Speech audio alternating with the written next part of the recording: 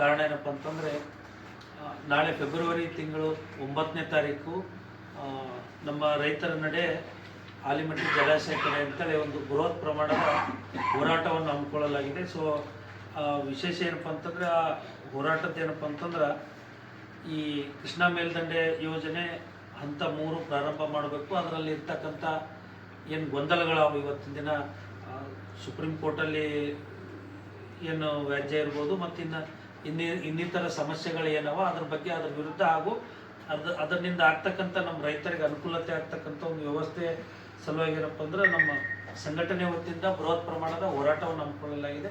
So ಆ ಹೋರಾಟಕ್ಕೆ ಈ ಭಾಗದಲ್ಲಿ ಇರ್ತಕ್ಕಂಥ ರೈತರು ಮತ್ತೇನಪ್ಪ ಅಂತಂದ್ರೆ ಇಲ್ಲಿ ಸ್ವಾಮೀಜಿಗಳು ಮತ್ತು ಎಲ್ಲ ಪರ ಸಂಘಟನೆಗಳಿಗೂ ಕನ್ನಡ ಪರ ಸಂಘಟನೆ ಮತ್ತು ಎಲ್ಲ ಸಂಘಟನೆಯ ಮುಖಂಡರಿಗೂ ನಾ ಏನಪ್ಪ ಅಂತಂದ್ರೆ ಮಾಧ್ಯಮದ ಮುಖಾಂತರ ಹೋರಾಟಕ್ಕೆ ನಾ ಏನಪ್ಪ ಅಂದ್ರೆ ಎಲ್ಲರಿಗೂ ಆಹ್ವಾನಿಸ್ತಾ ಇದ್ದೇನೆ. ಹೋರಾಟದಲ್ಲಿ ಎಲ್ಲರೂ ಪಾಲ್ಗೊಳ್ಬೇಕಂತೇಳಿ ಈ ಸಂದರ್ಭದಲ್ಲಿ ಹೇಳ್ತಾ ಇದ್ದೀನಿ.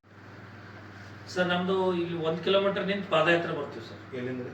ಇಲ್ಲಿ ಹೈವೇ ರೋಡ್ ನಿಂತ ಪಾದಯಾತ್ರೆ ಬಂದು ಅಲ್ಲಿ ಗೇಟ್ ಹತ್ರ ಏನಪ್ಪ ಅಂದ್ರೆ 2 ಗೇಟ್ ಬಂದ್ ಮಾಡಿ ಅಲ್ಲೇ ಸುಮಾರು ಬೆಳಿಗ್ಗೆ ಹಿಡಿದು ಸಂಜೆ ತನಕ ಪ್ರತಿಭಟನೆ. ಎಷ್ಟು ಜನ ಸೇರೋದು?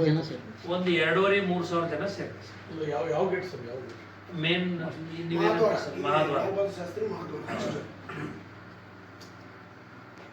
ಗಂಗಾ ನದಿ ಡೆವಲಪ್ಮೆಂಟ್ ಸಲುವಾಗಿ. ಸೊ ಅಲ್ಲಿ ಒಂದು ವರ್ಷಕ್ಕೆ ಸುಮಾರು ಸಾವಿರಾರು ಕೋಟಿ ಅನುದಾನ ಬರ್ತದೆ ಆ ಗಂಗಾ ನದಿ ಡೆವಲಪ್ಮೆಂಟ್ ಸಲುವಾಗಿ. ಮತ್ತು ಅದೇ ರೀತಿ ಇನ್ನುಳಿದ ಕೆಲವೊಂದಿಷ್ಟು ನದಿಗಳಿಗೂ ಕೂಡ ರಾಷ್ಟ್ರೀಯ ಯೋಜನೆ ಅಂತ ಮಾಡ್ಯಾರ.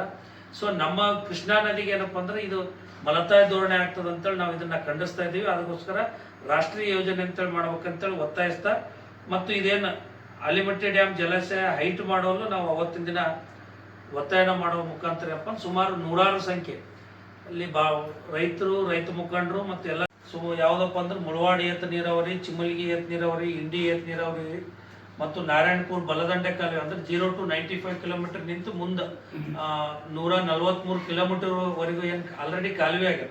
ಮತ್ತು ಅದೇ ರೀತಿ ಮಲ್ಲಾಬಾದ್ ಏತ ನೀರಾವರಿ ಸ್ಟೇಜ್ 1, ಸ್ಟೇಜ್ 2, ಸ್ಟೇಜ್ 3 ಮತ್ತು ಎರ್ಕಲ್ ಏತ ನೀರಾವರಿ, ಭೀಮಾ ಫ್ಲ್ಯಾಂಕ್ ಅಂದ್ರೆ ನಮ್ಮ ಯಾದಗಿರಿ ಜಿಲ್ಲೆಯಲ್ಲಿ ಬರ್ತಕ್ಕಂಥ ಭೀಮಾ ಫ್ಲ್ಯಾಂಕ್ ಸುಮಾರು 30 ಹಳ್ಳಿಗಳಿಗೆ ನೀರಾವರಿ. ಮತ್ತು ರಾಯಚೂರು ಜಿಲ್ಲೆಗೆ ಏನಪ್ಪ ಅಂತಂದ್ರೆ ಒಂದು 30 ಹಿಡ್ಕೊಂಡು 40 ಹಳ್ಳಿ ನೀರಾವರಿ ಆಗ್ತಕ್ಕಂಥ ವ್ಯವಸ್ಥೆ ಈ ಭಾಗದ ರೈತರಿಗೆ ಅನುಕೂಲ ಆಗ್ತಕ್ಕಂಥ ಒಂದು ವ್ಯವಸ್ಥೆಯನ್ನು ಇವತ್ತು ಅಂಥ 3 ಯೋಜನೆ ಅನುಷ್ಠಾನ ಬರಬೇಕು. ಮತ್ತು ವಿಶೇಷವಾಗಿ ಸರ್ಕಾರಕ್ಕೆ ನಮ್ದು ಅವತ್ತಿನ ದಿನ ಏನು ಒತ್ತಾಯ ಆದಪ್ಪ ಅಂತಂದ್ರೆ ಈ ಕೃಷ್ಣಾ ಮೇಲ್ದಂಡೆ ಯೋಜನೆ ಏನಾದ ಇದಕ್ಕೇನಪ್ಪ ಅಂದ್ರೆ ರಾಷ್ಟ್ರೀಯ ಯೋಜನೆ ಅಂತೇಳಿ ಅನುಷ್ಠಾನಗೊಳ್ಬೇಕು. ಕೇಂದ್ರ ಸರ್ಕಾರ ರಾಷ್ಟ್ರೀಯ ಯೋಜನೆ ಅಂತೇಳಿ ಅದಕ್ಕೇನಪ್ಪ ಅಂದ್ರೆ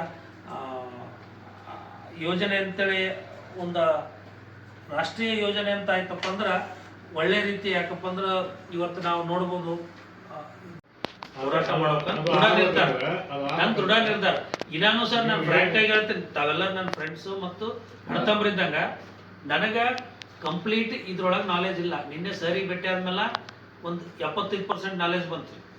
ನಮ್ಮ ಡಾಟಾನ ತೋರಿಸಿ, ನಮ್ಮ ಡಾಟಾನ ಒಂದು 20% ಡಾಟಾ ನನ್ನ ಮೇಲೆ ಅಷ್ಟೇ.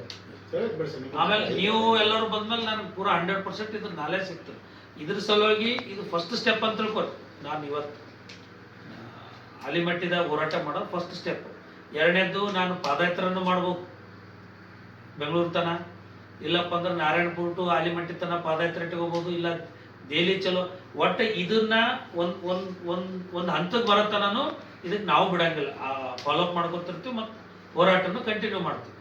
ಪಬ್ಲಿಕ್ದು ಯಾವ ರೀತಿ ಸಪೋರ್ಟ್ ಸಿಗ್ತದೆ ಅನ್ನೋದ್ರ ಮೇಲೆ ಮುಂದೆ ವಿಚಾರ ಮಾಡಿ. ಕರೆಕ್ಟ್ ಇಲ್ಲ ಸರ್? ಏನಪ್ಪ ಅಂದ್ರೆ 100 ಸಾವಿರಾರು ಸಂಖ್ಯೆಯಲ್ಲಿ ರೈತರು ಕೂಡಿ ಕೃಷ್ಣಾ ಮೇಲ್ದಂಡೆ ಯೋಜನೆ ಹಂತ 3 ಅನುಷ್ಠಾನಕ್ಕಾಗಿ ಮತ್ತೇನಪ್ಪ ಅಂದ್ರೆ ಈ ಕೃಷ್ಣಾ ಮೇಲ್ದಂಡೆ ಯೋಜನೆಯನ್ನ ರಾಷ್ಟ್ರೀಯ ಯೋಜನೆ ಅಂತೇಳಿ ಅಂಗೀಕಾರಕ್ಕೆ ಏನಪ್ಪ ಅಂದ್ರೆ ಬೃಹತ್ ಪ್ರಮಾಣದ ಹೋರಾಟವನ್ನು ಹಮ್ಮಿಕೊಳ್ಳಲಾಗಿದೆ. ಆ ಹೋರಾಟದಲ್ಲಿ ಸಾವಿರಾರು ಸಂಖ್ಯೆಯಲ್ಲಿ ರೈತರು ಭಾಗಿಯಾಗಿ ಏನಪ್ಪ ಅಂದ್ರೆ ಆ ರೈತರ ಒಂದು ನೀರಿನ ಸಮಸ್ಯೆ ಬಗೆಹರಿಸಲು ನಾವು ನೀವೆಲ್ಲರೂ ಹೋರಾಟ ಮಾಡಿ ಯಶಸ್ವಿ ಆಗೋಣ ಅಂತ ಹೇಳಕ್ ಇಷ್ಟಪಡ್ತೀನಿ. ಫೋಟೋ ಹಿಂದೆ ಬೆಳಗ್ಗೆ ಬರ್ತಾರೆ.